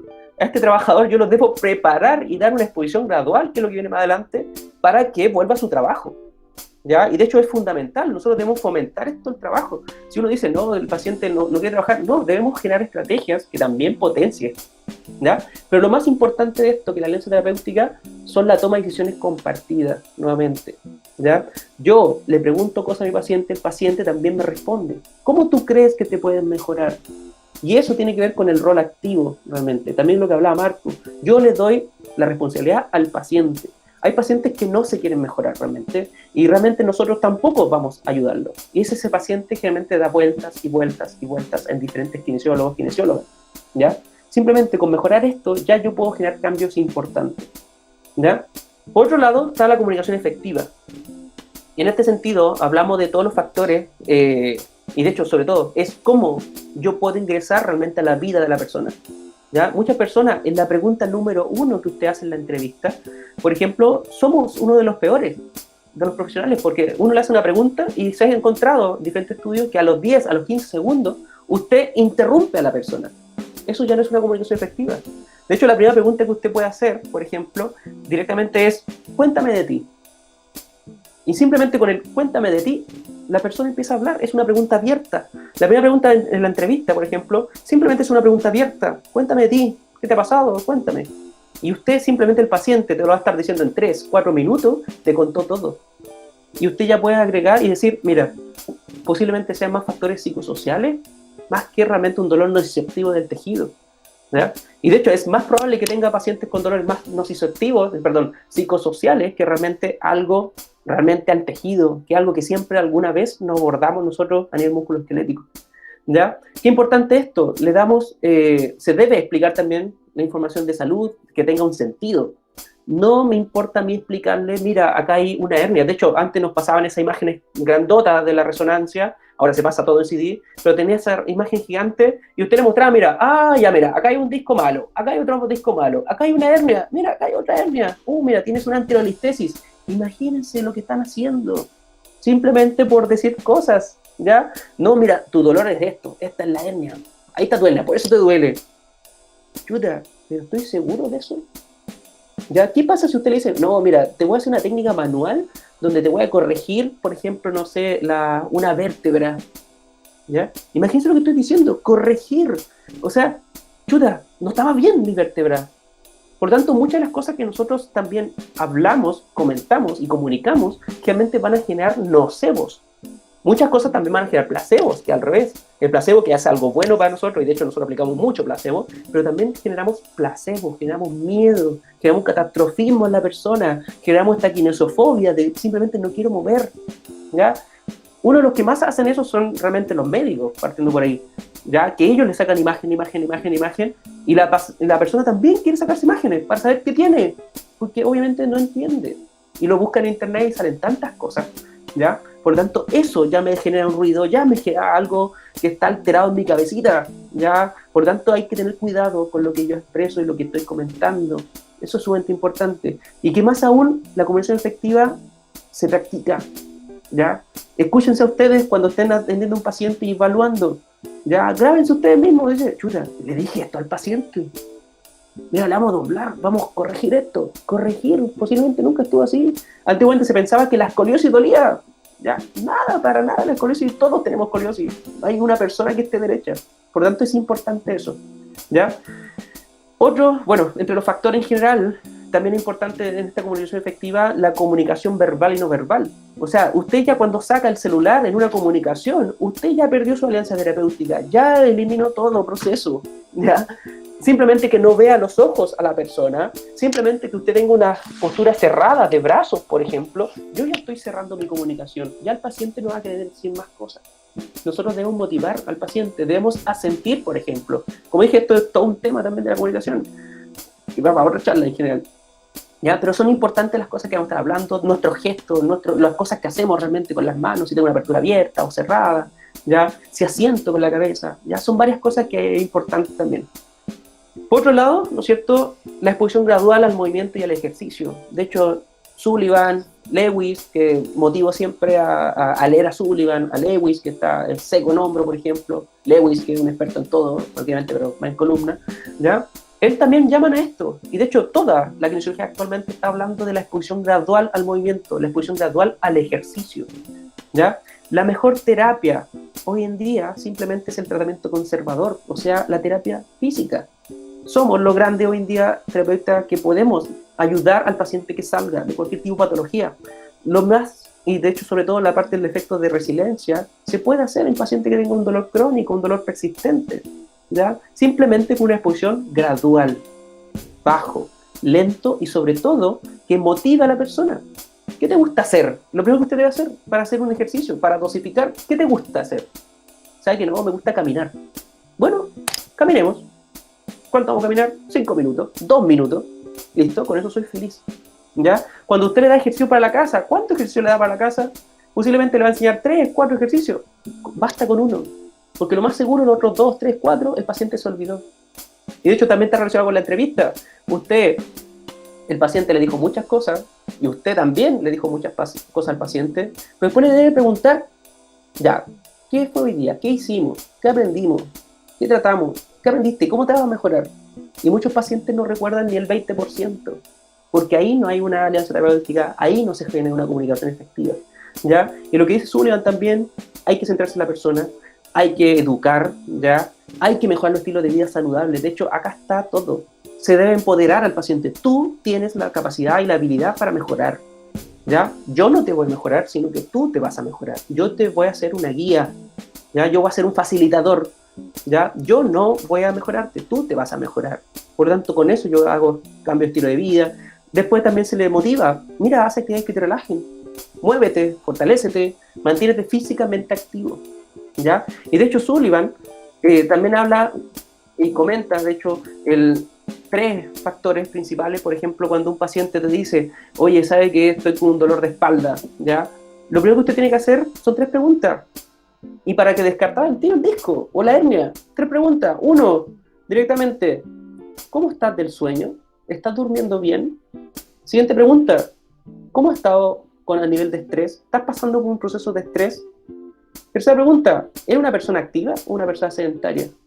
Si responden a estos 3 factores, ya estos 3 nos dicen que el dolor no es nada que ver con la columna.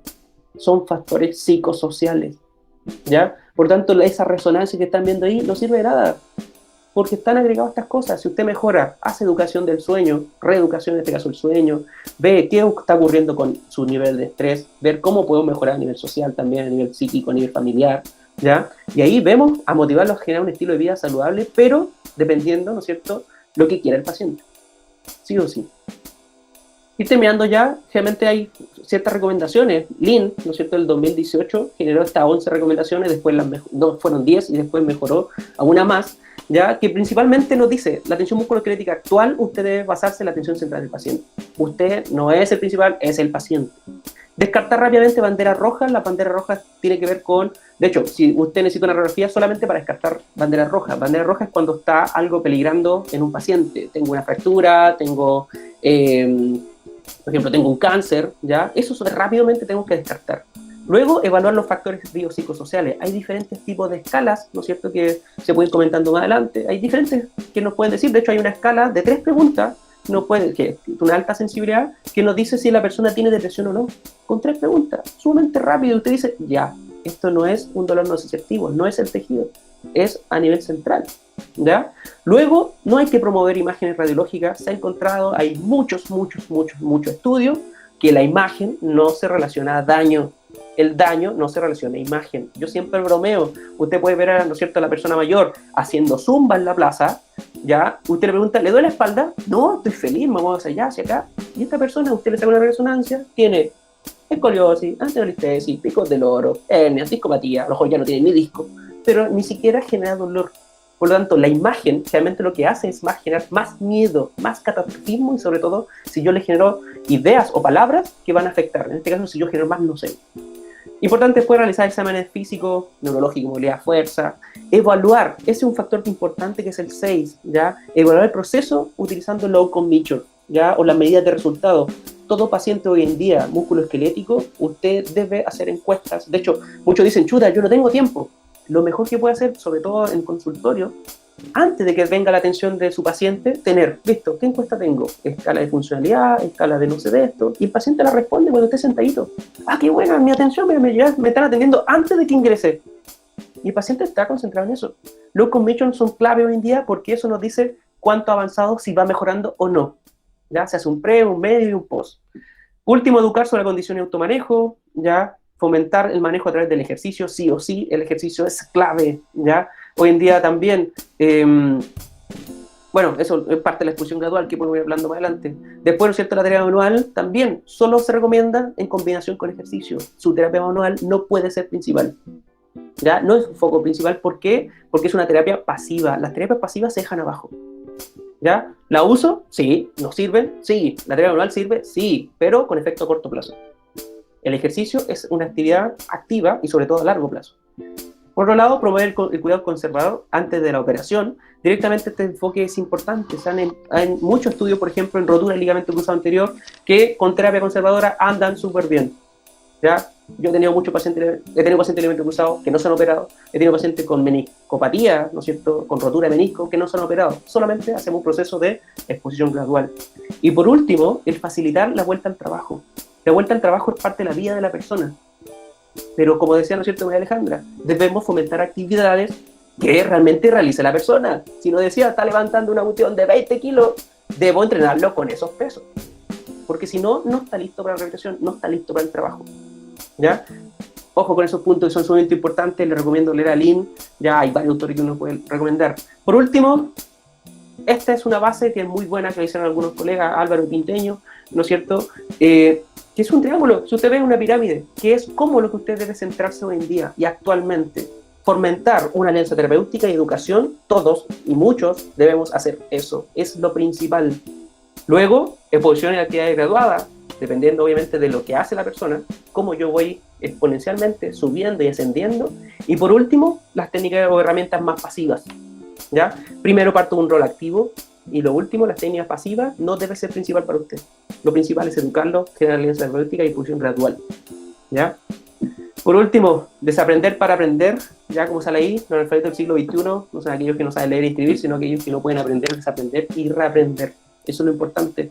De hecho, si vemos así, cuando uno habla de la kinesiología basada, o la práctica basada en la evidencia, acá no es que a usted no le sirve la experiencia. De hecho, la experiencia es fundamental, porque la práctica basada en la experiencia significa la mejor evidencia posible, la experiencia que ha tenido la persona y lo que quiere el paciente, preferencias del paciente. Cuando usted combina esto, usted está haciendo una práctica basada en la evidencia. Cada 2, 5 minutos salen artículos nuevos, ¿ya? Eso. Muchas gracias a todos. Creo que me pasé un punto. Ya.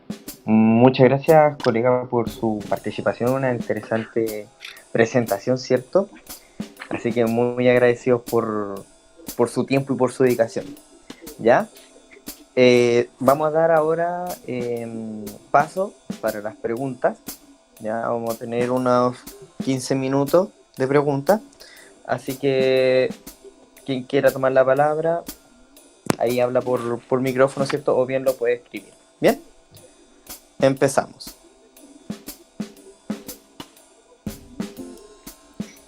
Hola, buenas noches. Yo quisiera hacer una pregunta. ¿Se me escucha? ¿Sí?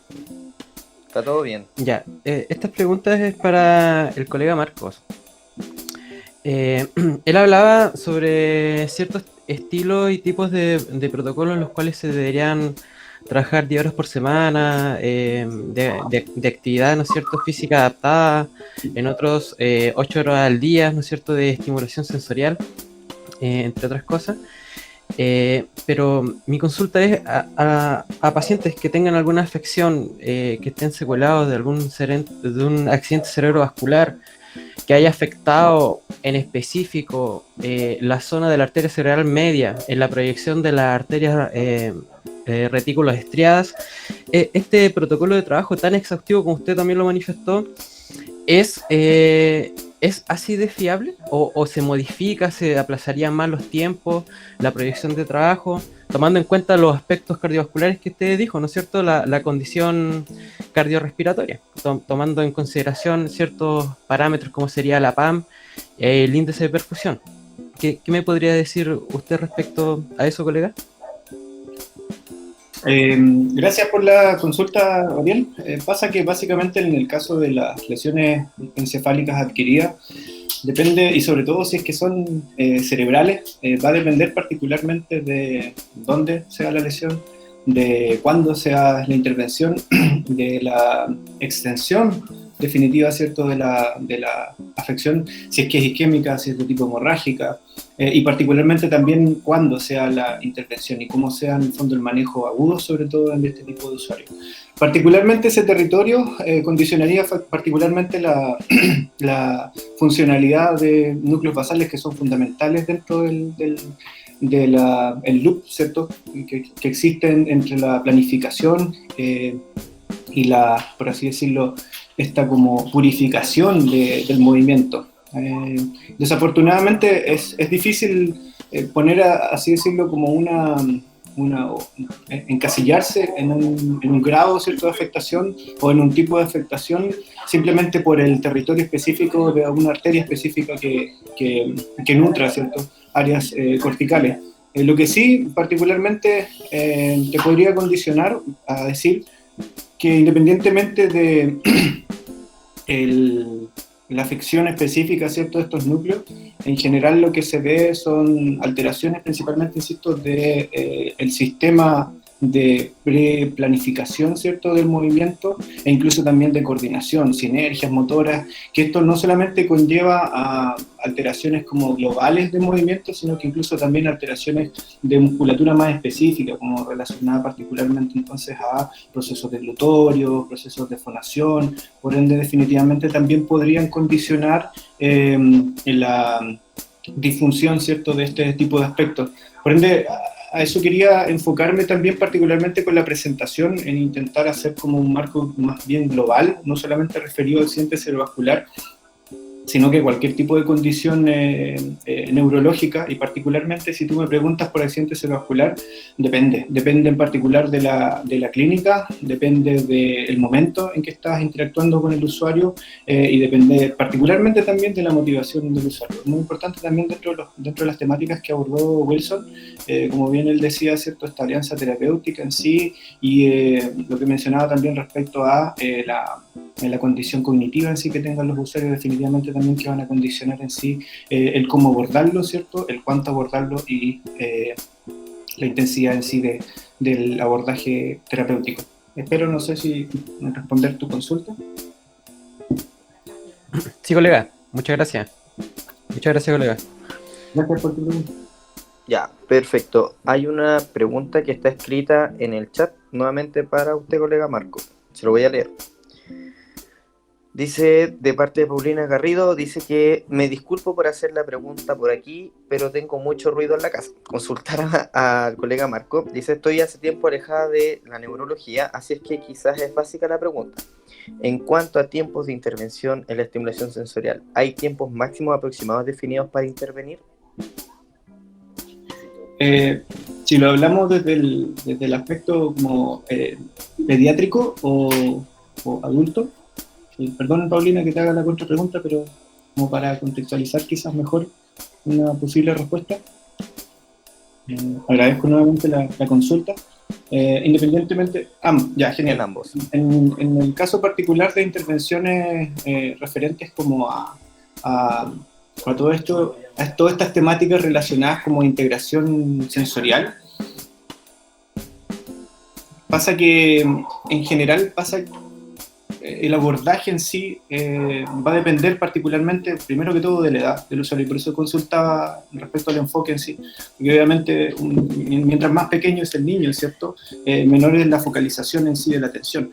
El abordaje es completamente diferente también en cuanto a cómo vas a intervenir en relación a si es que lo vas a hacer a través del juego o si derechamente lo vas a hacer en cuanto a intervenciones dirigidas, ¿cierto? Con la posibilidad de que un niño, ¿cierto? Mayor y derechamente, ¿cierto? Un adulto te pueda seguir instrucciones, por ejemplo.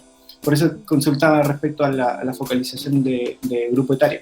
Y en cuanto a los plazos en sí, en cuanto a pediátrico, te mentiría respecto así como a hablar acerca de protocolos específicos porque quizás no es mi mayor área de especialización. Yo me especializo principalmente en neurorehabilitación adulta. Respecto a adultos, como les comentaba dentro de la presentación, en particular se establecen protocolos tanto para accidentes cerebrovasculares o incluso para usuarios con secuelados de TEC, ¿cierto? Dentro de cierta cantidad de tiempo distribuido durante una semana, ¿cierto? De entre 60 y 80 minutos de solamente estimulación sensorial, enfocada particularmente a estímulos sonoros, ¿cierto? Perceptivos, táctiles, incluso hasta se propone un protocolo de intervención de los familiares y que de cierta forma ellos compararon como usuarios que son intervenidos, ¿cierto? Sensorialmente hablando, ¿cierto?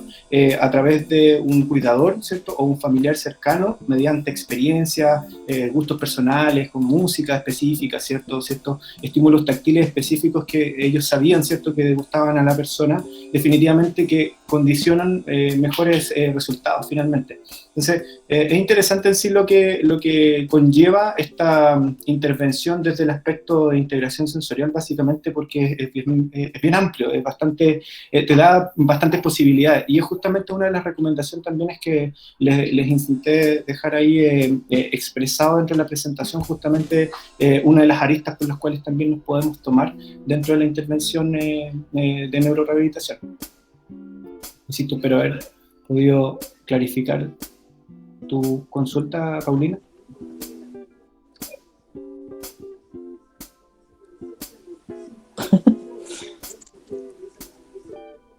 Bien. ¿Alguna pregunta más? ¿Aló? ¿Quién es Carlos? Adelante. Hola, buenas noches. Habla Carlos Munizaga. Bueno, he escuchado atentamente las 3 presentaciones y quisiera señalar algunos aspectos. Cuando nosotros hablamos del desarrollo y la evolución en el tiempo de lo que significa el ámbito de la rehabilitación, nosotros hablamos de un pasado, de un presente que van construyendo un futuro. Y las cosas ciertamente no se quedan, digamos, estancadas, sino que son procesos dinámicos. Y por lo tanto, digamos, acá hay muchas visiones y hay distintas corrientes. Estaba recordando, por ejemplo, que en el tiempo que yo me formé, parecía ser que BOAT era como una suerte de panacea para enfrentar lo que era el tema neurológico. Y hoy día, digamos, muchas cosas se ponen en tela de juicio, escuchando a los españoles, cuando las cosas, digamos, no tienen evidencia. Y yo me recuerdo muy bien que cuando hablábamos en esos años de lo que era, digamos, BOAT, era como un insulto pensar, digamos, que había que pasarle una pesa a un paciente neurológico para que se pudiera recuperar. En circunstancias, digamos, que los españoles y distintos estudios que hacen de distintos trabajos permiten ver que de alguna otra manera eso se puede hacer. Y si uno se visualiza un poco a Perfetti, uno se da cuenta que ellos trabajan desde la mirada de lo que es la rehabilitación neurocognitiva. Por lo tanto, yo creo que lo que uno tiene que plantearse esto es más bien una visión ecléctica, es decir, hay muchas herramientas, y de hecho escuchaba a unos españoles el otro día que hablaban de la terapia manual como un elemento a utilizar en lo que era el paciente neurológico, junto con la neurodinamia. Y ahí también hablaban un poco del tema de que a nivel periférico había una desmielinización que se había estudiado en los pacientes, digamos, que tenían un daño central.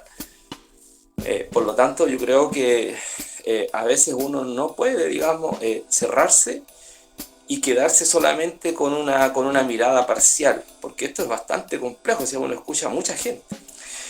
Y ahora, digamos, complementando un poco lo que decía el último presentador, que no me recuerdo su nombre, Wilson parece que era, siguiendo, digamos, lo que es un planteamiento de una escuela de Australia, donde el manejo del dolor incluso se plantea como un manejo a través grupal.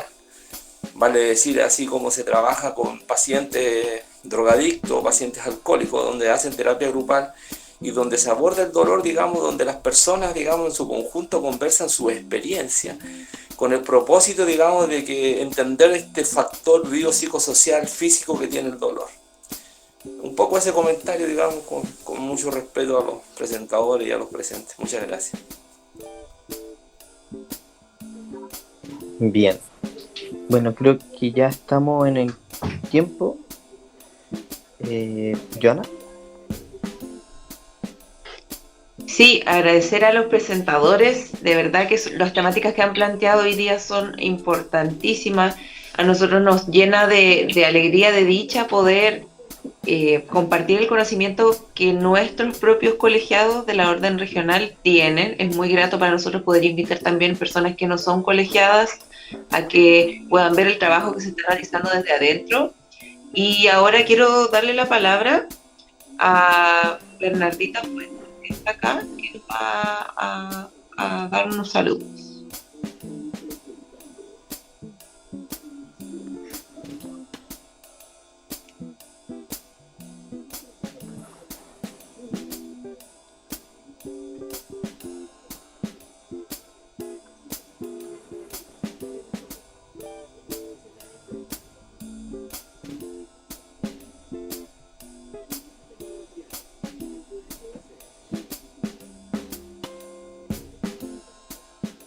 Bernardita.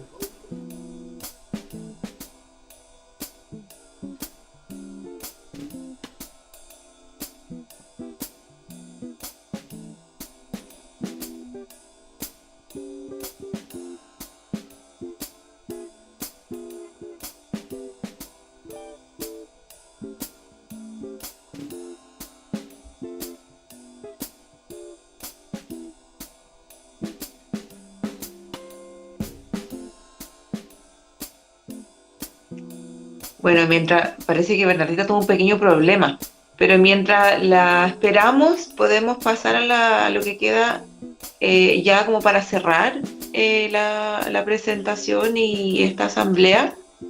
Vamos a dar la última información, que es como un recordatorio de todo lo que se ha estado haciendo.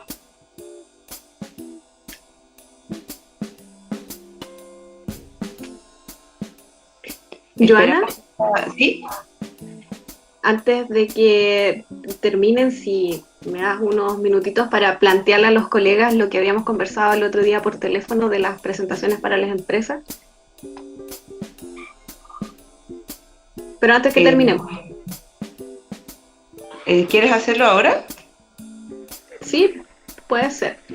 Les quiero hacer la invitación a todos los colegas, ya colegiados o no colegiados, que les interese el tema salud ocupacional, a participar de una actividad que es mostrar parte de nuestra expertise en el área musculoesquelética a empresas. En este sentido, para poder ir ganando terreno en nuevas áreas laborales, es bueno que nosotros como kinesiólogos también le mostremos a los empleadores, a los departamentos de prevención de riesgo, nuestras competencias. Y en ese sentido, con Joana estábamos conversando la posibilidad de hacer alguna charla o taller relacionada a trastornos musculoesqueléticos, quizás con un enfoque también clínico, y poder invitar a esta presentación, taller, a distintas empresas que pueden ser de rubros del área de la minería o servicios a la minería, que estén acá en la región y que se puedan interesar en los servicios, digamos, o asesorías de algún kinesiólogo que sea de esta área o se quiera insertar en esta nueva área para poder ayudar en la implementación de los protocolos del Ministerio de Salud. Así que las personas que estén interesadas se pueden contactar con Joana o conmigo y podríamos formar un equipo de trabajo y hacer estas presentaciones. Eso, Joana.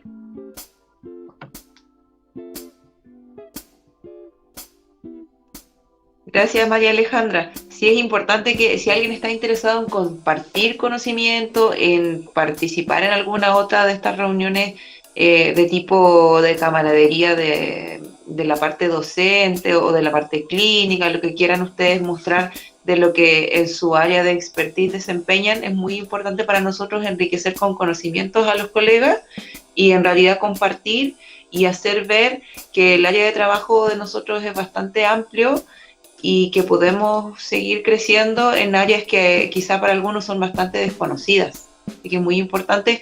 Le voy a dar la palabra ahora a Ricardo mientras esperamos.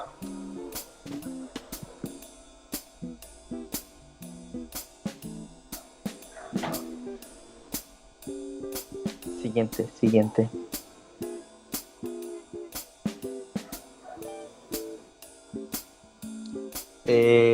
Bueno, aprovechando que mirando la lista hay también no colegiados, la idea de esto es también dejarle la invitación a que pertenezcan al gremio, ya, puesto que esto permite un fortalecimiento, ¿cierto?, de la profesión. Tal como dice ahí la frase, ¿cierto?, solo un colegio fuerte y unido puede lograr los beneficios para la profesión. Ya, es importante, y por qué desde este punto de vista, porque somos todos de diferentes áreas, no hay solamente kinesiólogos de consultorio, no hay solamente kinesiólogos de hospital, no hay solamente kinesiólogos, ¿cierto?, de trabajos particulares, hay también de otras áreas, ¿cierto?, en el cual uno se puede desarrollar. Empezando por la directiva, somos todos, ¿cierto?, diferentes profesiones, diferentes profesiones, somos diferentes rubros, ¿cierto?, y de áreas de trabajo. Entonces, ¿qué es lo importante de esto? Que todos armamos el colegio, no solamente la directiva. Por eso es muy importante el punto de vista que tengan ustedes y los den a conocer a nosotros, para también nosotros poder apoyar, ¿cierto?, en caso de algún inconveniente. ¿Ya? Es importante saber su visión, porque a veces, como digo, de directiva solamente podemos tener uno, pero tal como dije anteriormente, lo hacemos todos, ¿ya? Así que los invito a que me escriban, ¿ya?, a ricardogodoy.kine@gmail.com si alguien quiere colegiarse, quiere saber información, o incluso puedo dejar mi número de teléfono también por si quieren escribir un WhatsApp y también saber más información vía esa plataforma, ¿ya? Así que lo voy a dejar ahora escrito, mi correo, para los que están acá, ¿sí? ¿Ya? Y eso, Joana. Bueno, a ver, voy a agregar algo más. Lo interesante de esto que, tal como dijimos al principio, ¿cierto?, hemos logrado acaparar la atención de poder participar de las mesas sociales, ¿cierto?, de que se pueda pedir la opinión, ¿cierto?, de los kinesiólogos, así que igual hemos dado grandes pasos dentro de aquí de la zona. Bueno, estos son también los otros contactos que también poseemos, ¿cierto?, que es el correo electrónico, ¿cierto?, que es colquinatacama@gmail.com. Tenemos un grupo de WhatsApp también. También por el fanpage también se va subiendo constantemente información, en el cual también le solicitamos a los colegiados que puedan compartir esta información en sus plataformas individuales, ¿ya? Para los que son fanáticos del Twitter, también estamos en Twitter. Yo no tengo Twitter, pero no sé cómo se usa, pero los que sepan usarlo, bienvenido a poder replicar, ¿cierto?, o retuitear, creo que como se dice en el Twitter, y por Instagram, ¿ya? Ahí está, Colquine-regional-Atacama-, ¿ya? Entonces, bajo todas esas plataformas nos pueden encontrar, nos pueden ubicar, y si tienen alguna duda, con toda la confianza escriban o llamen.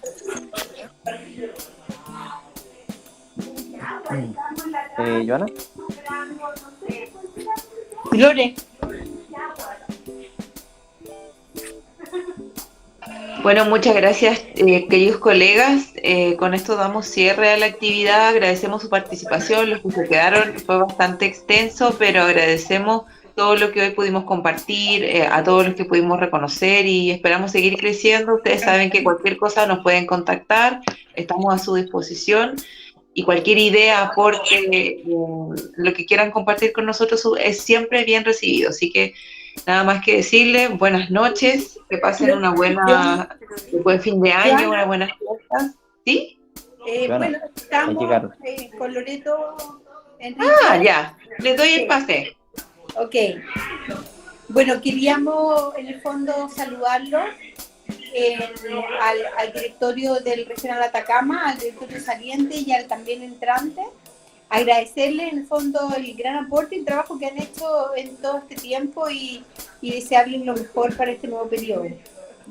Bueno, lo mismo que Bernardita, agradecerles el compromiso, las ganas de haber reactivado un regional importante en el norte de Chile que no existía. Creo que eso tiene un gran valor para los kinesiólogos de todo el país, no solo del norte de Chile, sino que de todo el país, ver que el norte está presente, que está súper activo y le queremos dar las gracias por eso. Nosotros ya estamos terminando nuestro periodo. Bernardita ha hecho un tremendo trabajo reactivando los regionales. Nosotros recibimos, para que ustedes sepan, un colegio sin regionales y estamos entregando un trabajo con más de 10 regionales activos y esperamos que eso se mantenga porque somos fervientes pensadoras de que el centralismo no es lo adecuado. Siempre en este país, Santiago es el centro de todo. Nosotros creemos, por ser de región, ambas, Bernardita de Chillán, yo soy de la 6ª región, de que las regiones tienen muchísimo que aportar. Muchísimo. Y lo hemos visto con la actividad full que ha tenido el Regional Atacama. Estamos muy agradecidos, muy orgullosos de todo lo que han hecho.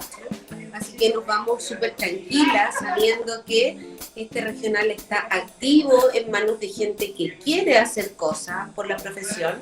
Así que queremos agradecerle a todos ustedes por el compromiso, por tener las ganas de seguir y de hacer crecer cada día nuestra profesión que es tan bonita y que tenemos muchísimo que aportar en salud pública todavía y bueno, darle las gracias, nada más.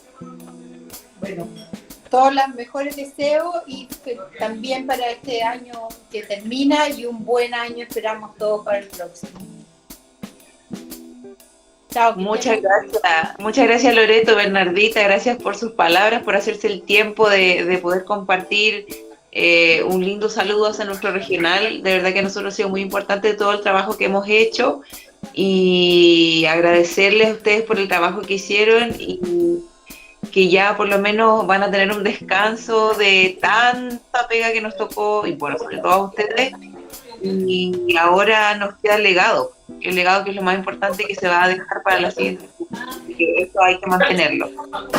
Bueno, nosotros esperamos que esto se mantenga, de que el colegio pueda mantener sus regionales activos, porque una de las cosas que nos planteamos como objetivo cuando asumimos el directorio fue desarrollar la kinesiología fuera de Santiago.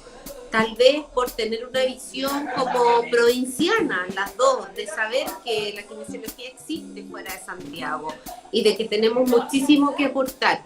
Entonces esperamos que eso se mantenga y queremos que ustedes sepan que como past presidente o past vicepresidente vamos a estar siempre para ustedes, para contestarles sus dudas, para ayudarlos y vamos a seguir participando del colegio obviamente y estamos activas las dos trabajando full en nuestras pegas y en el colegio también. Sí, nos vamos a mantener siempre conectados, así que lo que necesiten por favor cuenten con nosotros porque en realidad estamos muy, muy orgullosas. Yo personalmente estoy muy orgullosa de mi vicepresidenta que hizo un tremendo trabajo,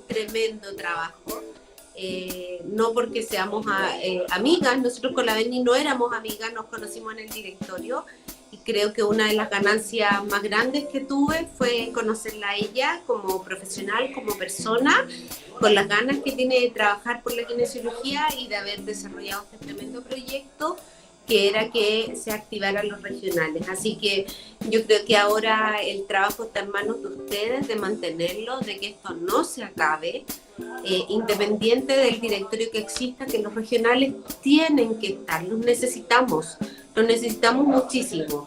Así que no pueden quedarse dormidos. Claro, y agradecer también la presencia del Regional Araucanía que está en este momento ahora en la reunión, porque es un regional que también se está activando y están todavía presentes y trabajando en colaboración con todos los demás regionales. Así que ese es el espíritu de seguir trabajando en equipo, hacer crecer la profesión y entregar todo lo que podamos. Así que mi agradecimiento para ustedes, saludarlas y dar todas las gratitudes por todo lo que ustedes hicieron estos 4 años, que fueron justo, mucho trabajo, muy buen fruto. Así que esperamos seguir ese legado y poder seguir creciendo a lo largo de todos los años que vienen. Así que muchas gracias. Gracias a ustedes. Gracias a ustedes. Chao, chao. Chao. Chao, colegas. Que estén bien. Muy buenas noches.